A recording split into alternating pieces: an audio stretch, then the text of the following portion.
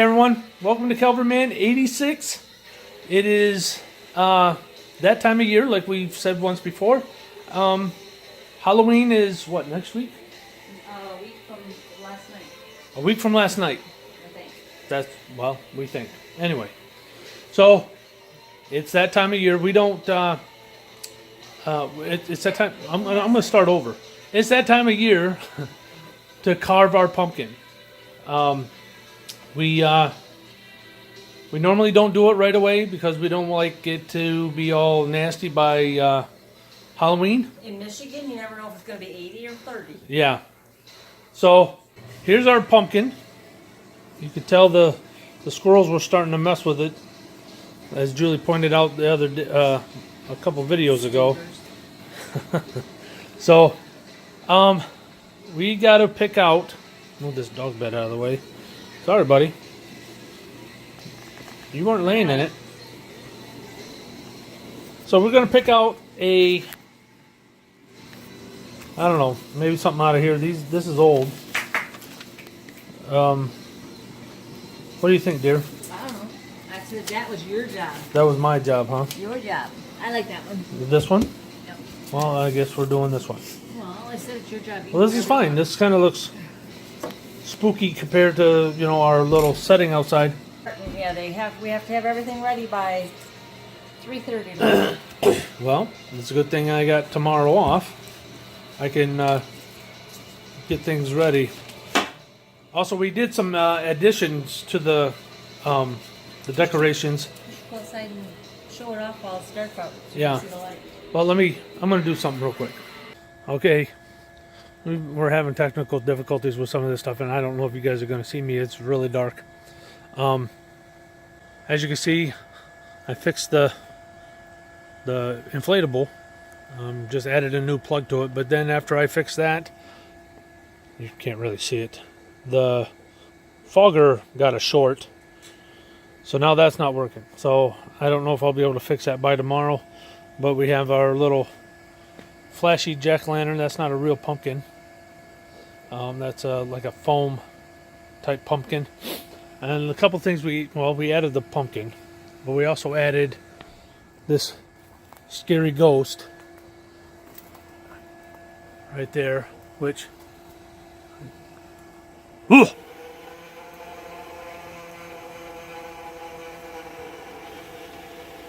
does creepy stuff like that.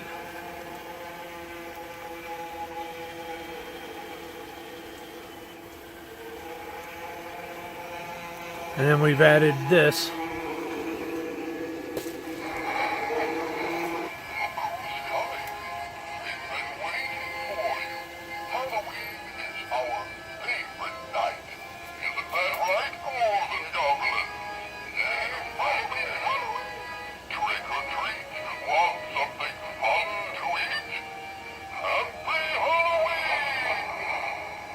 Yeah, the fogger's not going to work. It's going to be out for the year. After, well, maybe tomorrow I can start tearing it apart and seeing what's going on with it. Maybe I can fix it. I don't know. I'm not an electrician. But we got the main thing, the inflatables up and running. It looks like the top one coming out. Yeah, It was working yesterday. it was working just a minute ago too. And our little ghouls are out. Ghost and ghoul. Yeah. And we got this spooky spider hanging off our light. So, while I was out trying to do the technical difficulties, dealing with those, Julie finished our gutting our pumpkin. I'll take this out of here. So, yeah, so, I gotta get some tape. I gotta tape that decal on there. You want a smaller knife, or you going to use the little carvers? I don't know. I need. Oh, the pokers are in there. The what? Pokers are in there. I don't need that.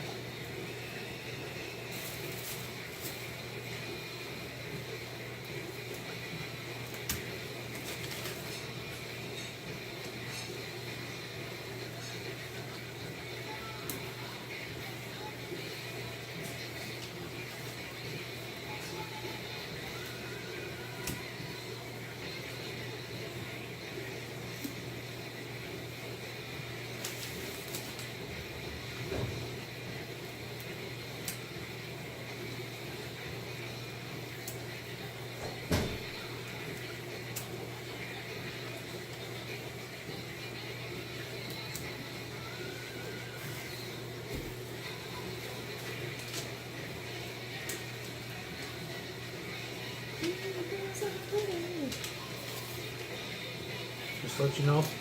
Huh? I'm not editing out you saying it. Oh, okay. Hey, maybe I'll get noticed. Maybe you'll get noticed. Get a record deal. Yeah. I know I suck, but.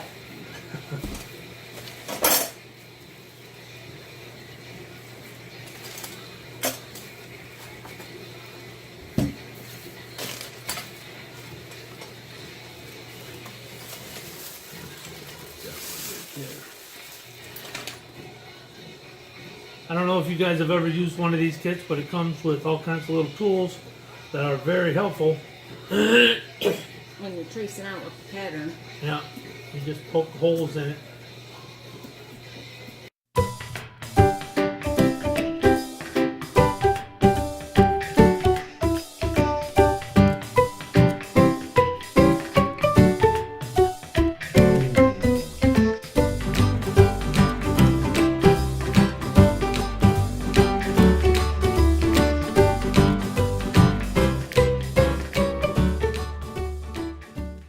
Okay, as you can see, I went all the way around. This is all pretty much you had to do is take this little, there it is, take this little tool and just poke holes in it. And then once you take the little pattern off, if I could do this with one hand without ruining it. You don't need one hand. You got three. I got three. Mine and yours. There you go. And as you can see, it leaves a little pattern in here for you to take other tools like this little saw, or you got bigger saws. I'm just going to dump it.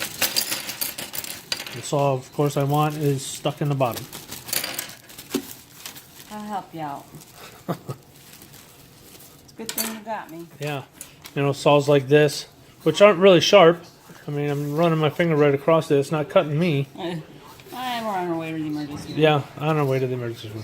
So you just take it and you just cut it out, and then you trim it later with other little tools. More precise tools. Yeah, a little more That one's gross. accurate tools. What? That one's got black stuff on it. This one? Yeah. Oh yeah, it's kind of like mold. That's gross. Maybe wash that or throw it out. Is I don't it know. mold? Probably. So I'm gonna. You have another bag of tools there too. Yeah, I'm gonna fast forward again and cut our little face out. It'll only take a few seconds for you and a bunch of minutes for me.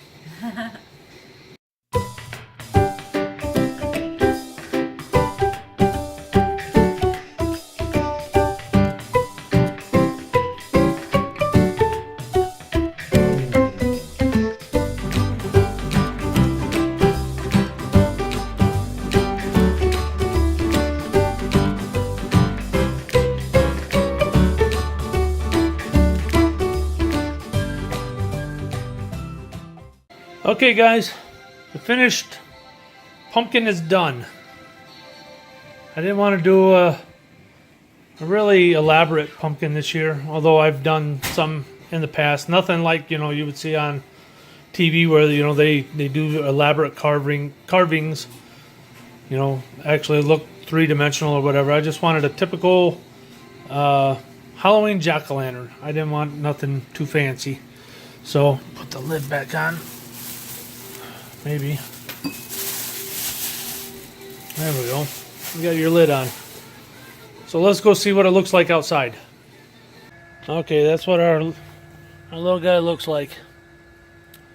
So like I said, simple. It's nothing too elaborate.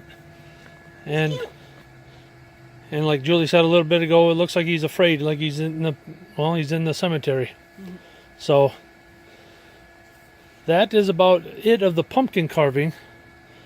So it's even cuter in video because you don't see the actual candles itself. Yeah, you don't see the candles on the video. So anyway, that's what the little guy looks like. And the fourth light turned on. Yeah, and no, the pumpkin's fourth light finally came back up. Oh, yeah.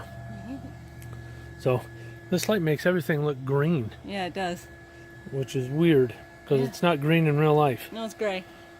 So The leaves are green, but that's the only thing that's green in there. yeah. So anyway, it looks spookier than it is.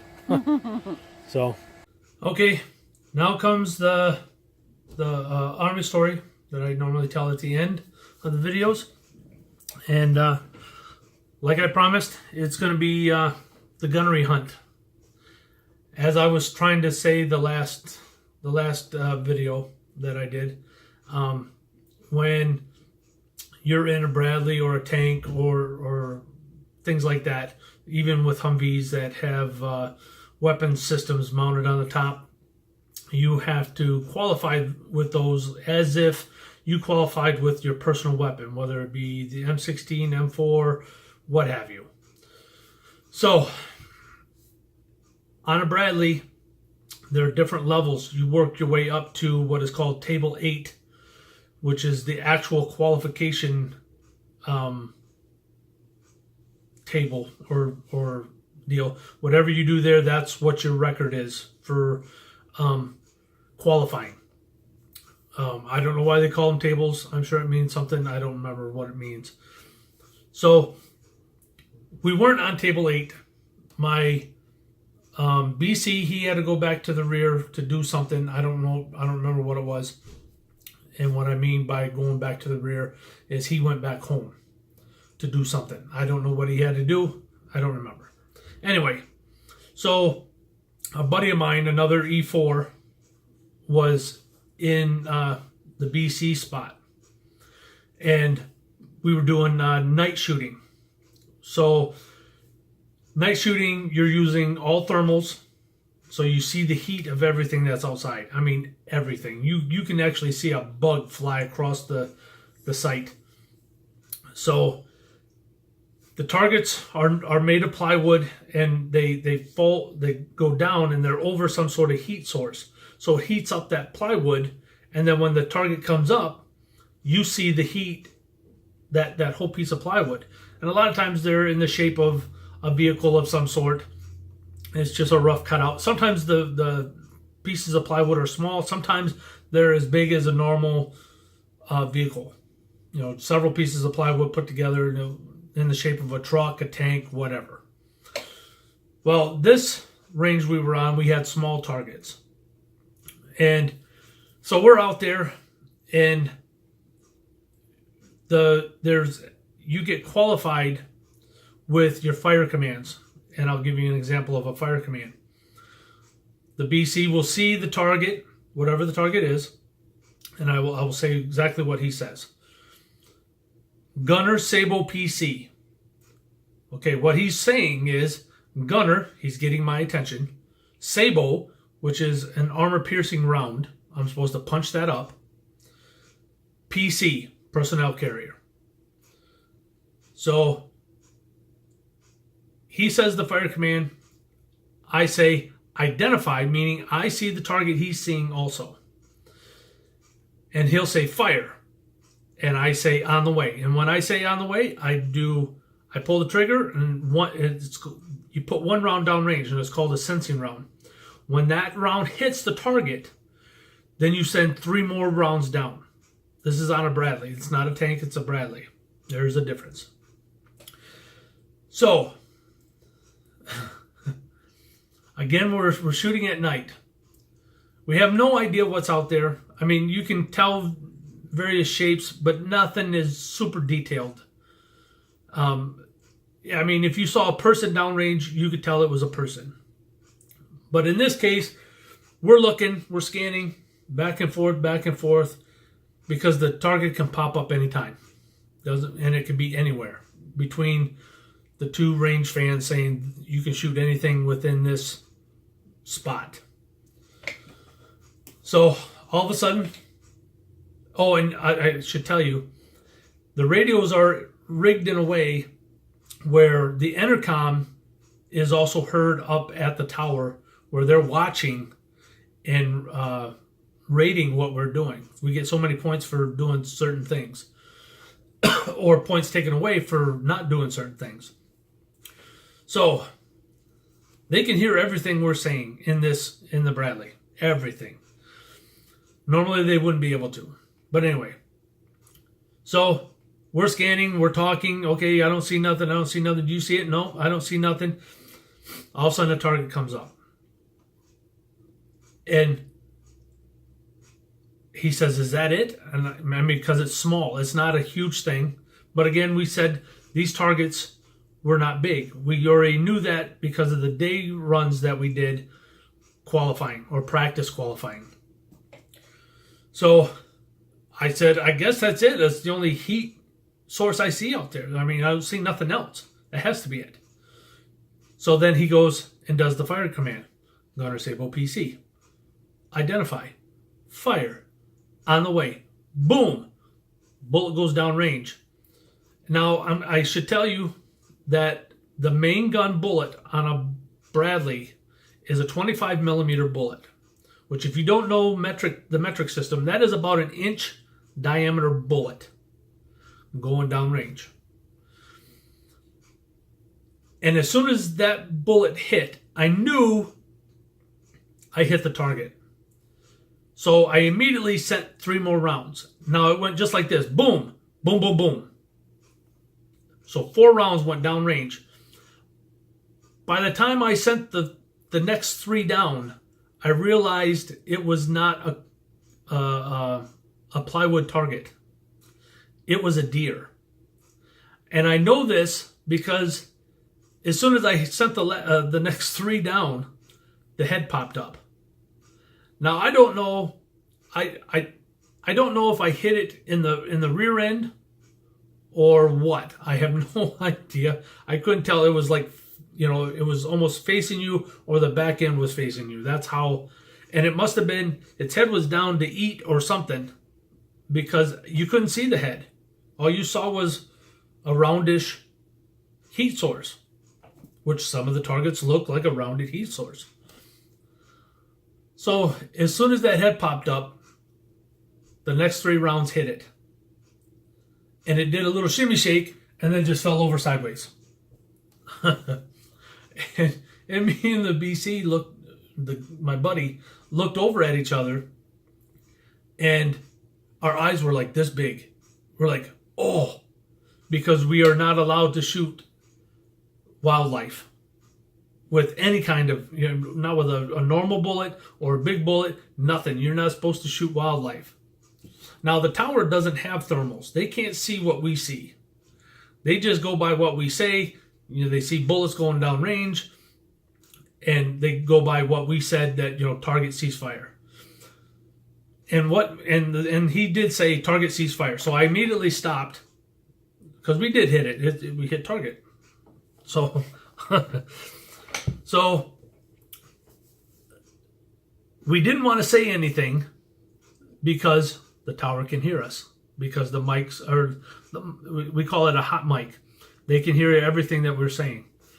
So we waited until we got back, and we had to go back up to the tower to get our evaluation for that run. And we took off our helmets. The radios were off, and he says, "Are the radios off?" I said, "Yeah, I turned them off." He started talking about it. He's like, "Dude, I didn't know that was a deer." I said, "I didn't know either. I thought it was the target." He's like, "Man, I'm not going to say nothing." I said, "Well, I'm sure not going to say nothing." So we got away with shooting a deer with 4 1-inch bullets. So some of you may think that's cruel. It wasn't like I did it on purpose. Like I said, that was the only heat signature out there. So it was. We weren't freaked out that we were going to get in trouble. We knew we'd get in trouble if we said something, but we knew they had no idea what we did. So if they're watching, which I don't think they are, we got away with it. Sorry, didn't mean to do it. So so that's my Army story. But I want to add a little something, and it's something that we've done in the Army, but it has nothing to do with this story. And it's kind of like a little serious thing. It's not bad. It's not like, whatever. My niece was over to the house last night, and we were talking about stuff. She's in high school, and she was talking about how the schools, or at least the school that she goes to, take away cell phones if they see a kid on their phone during class when they're not supposed to be on their phone. And to get it back, you had to pay a $15 fee, and then you got it back later on that day or after the class. I don't remember what it was. And she said, well, that doesn't seem fair that they can do that. And I said, well, we had an old saying in the military.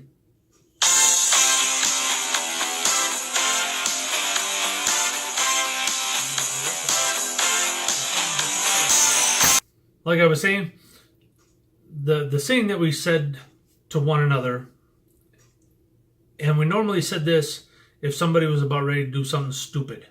I mean, really stupid. And the saying was, do what you can afford to do. And what we meant by that was, if you got in trouble for whatever you were going to do, and it was bad enough, they can take money away from you in the military. They can take money. They can demote you, and by demoting you, your pay is based on your rank. So if you can afford to lose that money by being demoted, go ahead and do it. You know?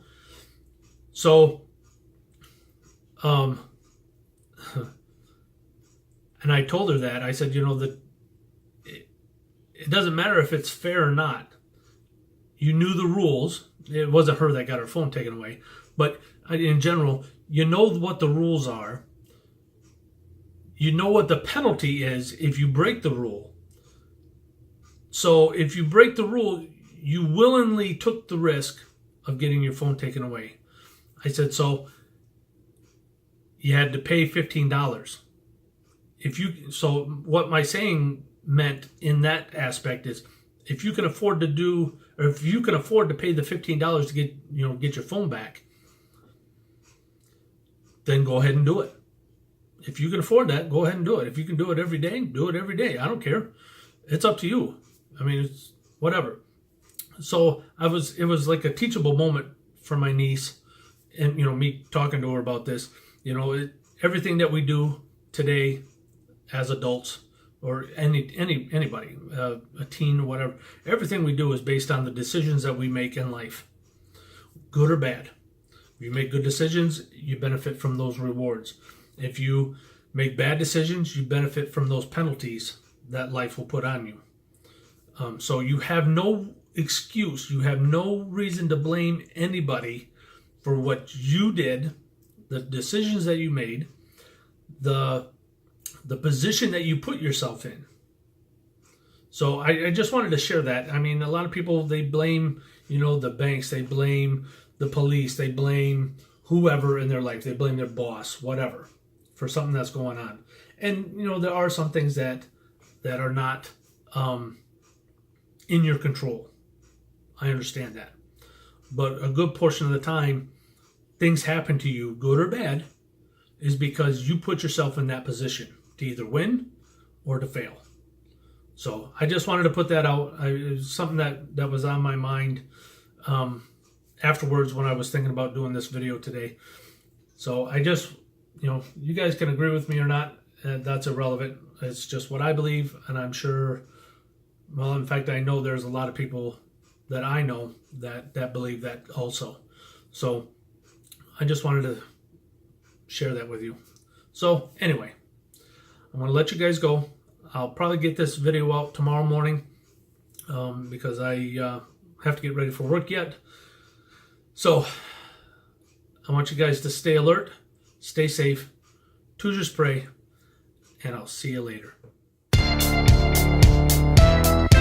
They're saying the second round is